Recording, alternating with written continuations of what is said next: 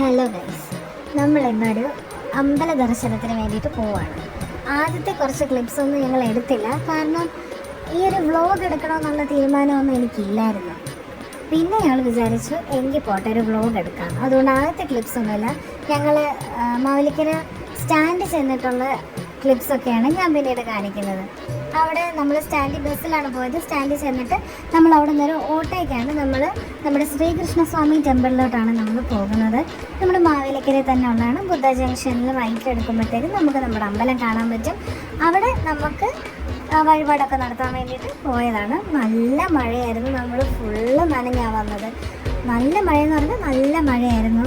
നമുക്ക് കുടയില്ലാതെ നമ്മൾ കുട എടുത്തില്ലായിരുന്നെങ്കിൽ നമ്മൾ ഫുള്ള് നനഞ്ഞാൽ അതുപോലെ മഴയായിരുന്നു.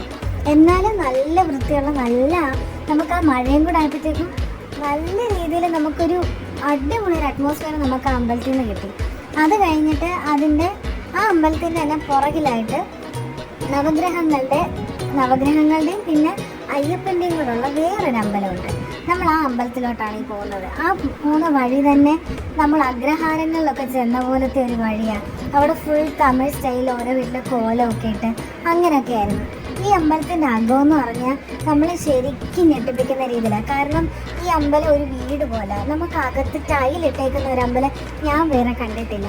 ശരിക്കും ഒരു വീട് പോലത്തെ ഒരു അമ്പലമായിരുന്നു. അവിടെയും കുറച്ച് നേരം നിന്നിട്ട് അതിൻ്റെ പുറകിലുള്ള നമ്മുടെ സ്വാമീസ് കിച്ചണിൽ, സ്വാമീസ് കഫേ എന്നാണ് ആ ഹോട്ടലിൻ്റെ പേര്. നമ്മൾ ഏത് അമ്പലത്തിൽ പോയി കഴിഞ്ഞാലും ഇവിടെ വന്നൊരു മസാല ദോശയോ അല്ലെങ്കിൽ ഒരു വടയെങ്കിലും മേടിച്ച് കഴിച്ചില്ലെങ്കിൽ ഒരു സമാധാനം വരത്തില്ല. ഇവിടുത്തെ എന്ന് പറഞ്ഞാൽ ബ്രാഹ്മിൻസ് ആണ് ഇവിടുത്തെ ആ ഓണർ തന്നെ. അപ്പം നല്ല ടേസ്റ്റാണ് അവിടുത്തെ ഫുഡ്. നമ്മൾ അവിടെ നിന്നൊരു വട മേടിച്ച്, നമ്മൾ പാഴ്സലാണ് മേടിച്ചത്. അത് കഴിഞ്ഞ് നമ്മൾ മാവേലിക്കര സ്റ്റാൻഡിലോട്ട് അവിടെ നിന്ന് നമുക്ക് നടന്നു കഴിഞ്ഞാൽ നമുക്ക് മാവേലിക്കര സ്റ്റാൻഡിലേക്ക് ചെല്ലാൻ വേണ്ടിയിട്ട് പറ്റും.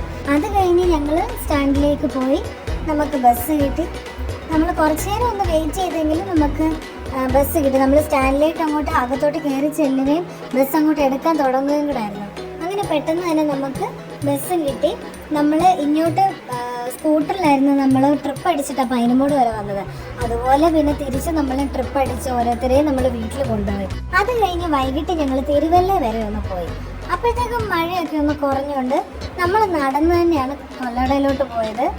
ഞങ്ങളും നല്ല മാച്ചിങ് ഔട്ട്ഫിറ്റ്സ് ഒക്കെ ഇട്ട് നമ്മൾ ട്വിന്നിങ് ചെയ്തു. ഞാനും നീയാക്കുഞ്ഞും അമ്മയും ചിറ്റയും കോട്ട് സെറ്റായിരുന്നു ഇട്ടിരുന്നത്.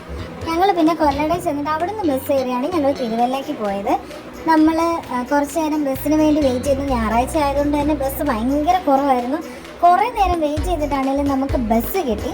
നമ്മൾ ആദ്യം ചെങ്ങന്നൂരിൽ ചെന്നിട്ട് ട്രാൻസ്പോർട്ടിൽ നിന്ന് വേറൊരു ട്രാൻസ്പോർട്ട് ബസ്സിലായിരുന്നു നമ്മൾ പിന്നീട് പോയത്.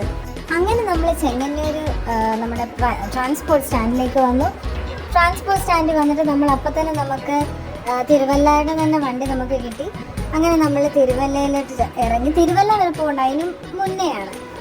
അപ്പം നമ്മൾ നമ്മുടെ സ്പോട്ടിലേക്കായിട്ടുള്ള നമ്മൾ വന്നിരിക്കുന്നത് മയൂരി എന്ന് പറഞ്ഞിട്ടുള്ളൊരു ഫേർണിച്ചർ ഷോപ്പിലോട്ടാണ്. ഫേർണിച്ചർ മാത്രമല്ല എല്ലാ ഹോം അപ്ലയൻസസും അവിടെയുണ്ട്. നമ്മളൊരു TV നോക്കാൻ വേണ്ടിയിട്ടാണ് നമ്മൾ പോയത്. ആ പോകുന്ന വഴിക്ക് നമ്മുടെ വാഷിംഗ് മെഷീനും മൊത്തം പോയി കിടക്കുമായിരുന്നു. പിന്നെ ഇപ്പം സ്കൂളും തുറക്കാൻ പോകാൻ മഴയുവാ, അതുകൊണ്ട് നമ്മൾ അതിൻ്റെ കാര്യത്തിൽ നമ്മൾ കോംപ്രമൈസ് ചെയ്തില്ല. നമ്മൾ നമ്മുടെ വാഷിംഗ് മെഷീനും എടുത്തു, അവരുടെ TVയും എടുത്തു. അവിടെ നിന്ന് ഇറങ്ങിയപ്പോൾ തന്നെ ഒരു സമയമായി. അതുകൊണ്ട് തന്നെ നമ്മൾ നേരെ വേറെ ഒന്നും നോക്കാതെ നമ്മൾ അടുത്ത വണ്ടി കയറി എങ്ങനെയും നമുക്ക് വീട്ടിൽ വരിക എന്നുള്ളതായിരുന്നു. പക്ഷെ അങ്ങനെ ഇരിക്കുമ്പോഴാണ് നമ്മൾ ചെങ്ങന്നൂരിലെ ബെഡ ബസ്സിൻ്റെ കാര്യം നമ്മൾ ഓർത്തത്. അങ്ങനെ പിന്നെ നേരെ അവിടെ നിന്ന് തന്നെ നമുക്ക് KSRTC ബസ് കിട്ടി. ബസ്സിൽ അത് ചെങ്ങന്നൂർ വണ്ടി തന്നെ ആയതുകൊണ്ട് നമ്മൾ ചെങ്ങന്നൂർ തന്നെ ചെന്നിറങ്ങി.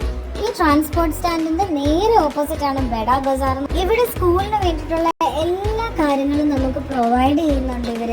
നമുക്ക് സ്കൂൾ പിള്ളേർക്ക് വേണ്ടിയിട്ടുള്ള books, tiffin box, pencil box, water bottles, bags, അങ്ങനെ എല്ലാ കാര്യങ്ങളും അവർ പ്രൊവൈഡ് ചെയ്യുന്നുണ്ട്.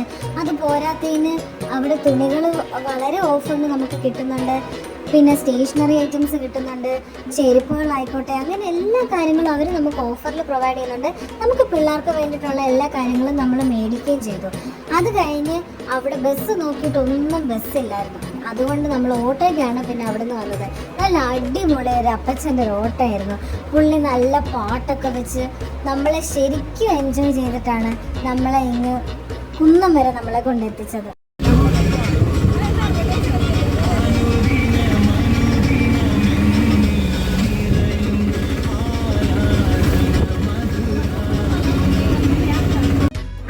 നമ്മൾ പാലസിൽ കയറി ഫുഡ് ഓർഡർ ചെയ്ത് നമ്മൾ നേരെ വീട്ടിൽ പോയി. അപ്പോൾ ഇന്നത്തെ വ്ലോഗ് അത്രയേ ഉള്ളൂ. ബൈ.